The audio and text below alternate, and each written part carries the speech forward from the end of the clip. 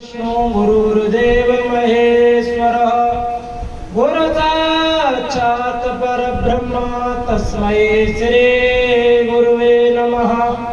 तस्मै श्री गुरुवे नमः। आज के इस पावन गुरु पूर्णिमा के अवसर पर उपस्थित सभी विद्वान समाज, मातृशक्ति और मेरे भाई बंधु सभी के लिए राम राम जी।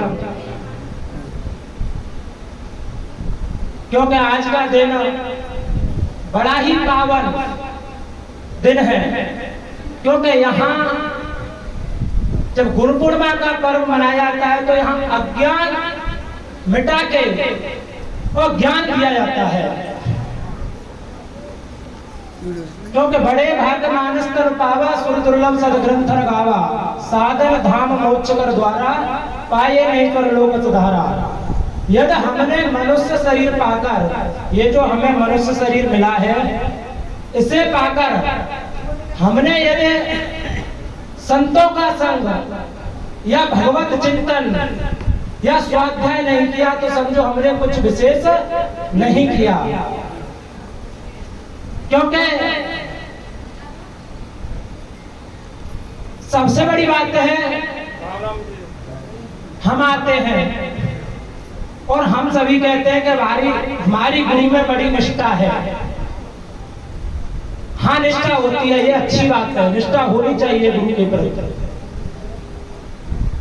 पर हमारी जो निष्ठा है वो केवल लौकिक निष्ठा नहीं होनी चाहिए।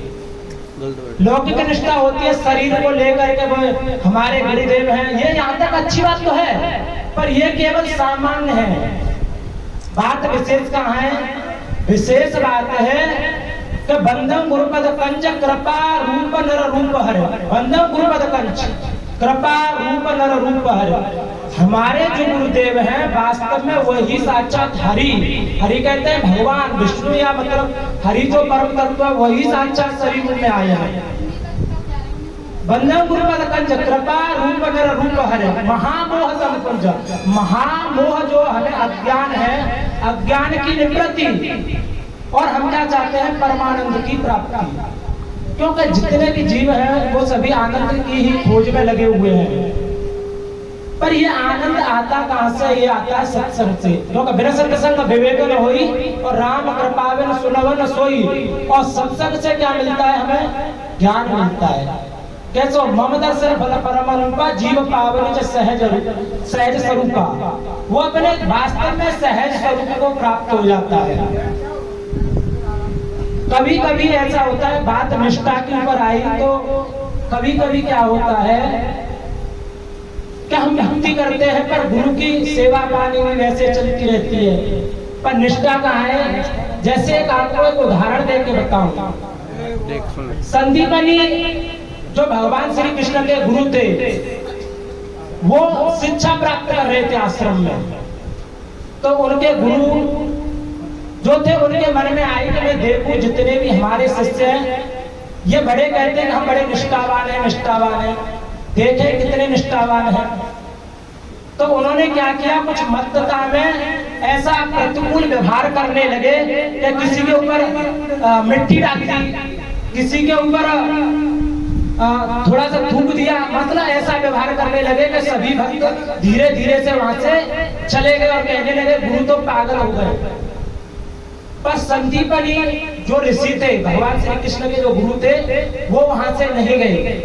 3-4 दिन जब हुए तो उन्होंने सोचा कि भाई संदीपनी और शिष्य कहाँ चले गए, क्योंकि वो अपने रूप स्वरूप में वास्तव में दोबारा से आए, तो उन्होंने कोई विशेष वो हुआ नहीं था।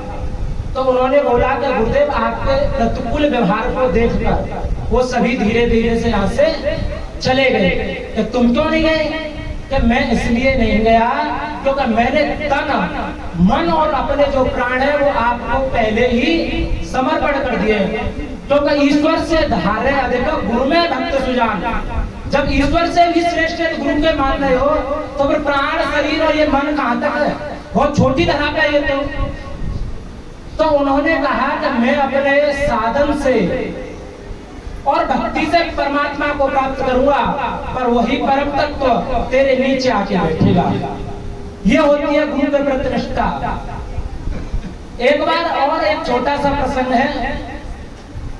समर्थ रामदास जी, तो उनके शिष्य उनसे कहते, गुरुदेव आप तो कुछ 2-4 शिष्यों से ज्यादा विशेष प्रेम करते हैं, हमसे तो करते नहीं है। तो उन्होंने कहा अच्छा भाई, हम पे गलती हो गई, हम सभी से वैसे तो प्यार करते हैं, पर तुम्हें ऐसा लगता होगा। तो उन्होंने क्या किया कि रात को जैसे ही आराम किया, सुबह जगे, तो उन्होंने तेजी से चिल्लाना शुरू कर दिया, बचाओ बचाओ। तो गुरुदेव क्या होगा कि भाई मेरे बड़ा ही असहनीय यहाँ एक फोड़ा हो गया है, और इस फोड़े में ऐसा है कि अब मेरे प्राण भी जा सकते हैं, पर इसके लिए हमें एक दवा आती है। तो उस शिष्यों ने कहा कि गुरुदेव हम फलाने डॉक्टर को ले आए, उसको ले आए, इसको ले आए। तो उन्होंने बोला नहीं, जो इस मवाद है उसको पिएगा,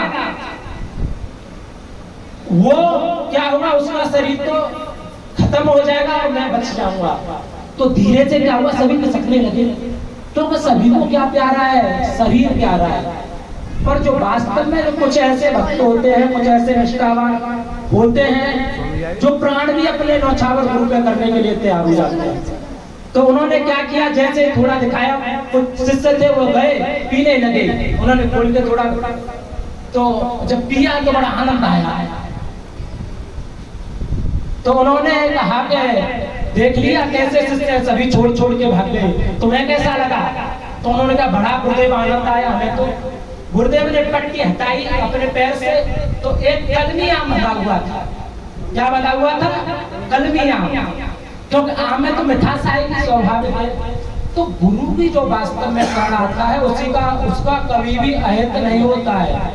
पर गुरु की निष्ठा कब होनी चाहिए कि अपने शरीर, मन और प्राण से भी ऊपर उठ के जो भक्ति करता है गुरु की, उसका ही कल्याण होता है, उसका ही यहलौकिक और पारलौकिक कल्याण होता है। यहलौकिक कल्याण के लिए तुम सेवा करो, भक्ति करो, चाहो, हमें तो बड़ा सम्मान मिल रहा है, गुरुदेव बड़ा आशीर्वाद देते, तो केवल यही की धरा तक सीमित है।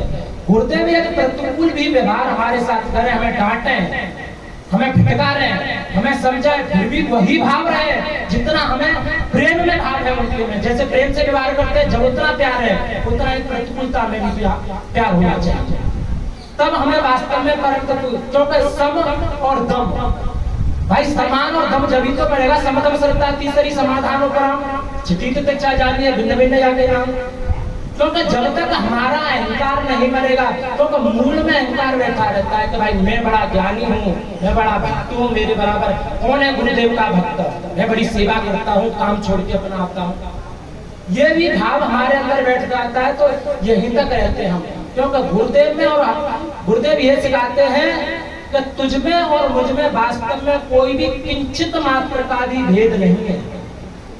ब्रह्मविद ब्रह्मैव भवति, वो अपना ही स्वरूप बना लेते हैं। जब धीरे धीरे गुरु के चरणों की सेवा करता है तो वही रूप हो जाता है। क्योंकि आज का टाइम कुछ कम है, तो इसलिए अपनी वाणी को यहीं पे विराम देंगे। बोलो गोविंद भगवान की जय।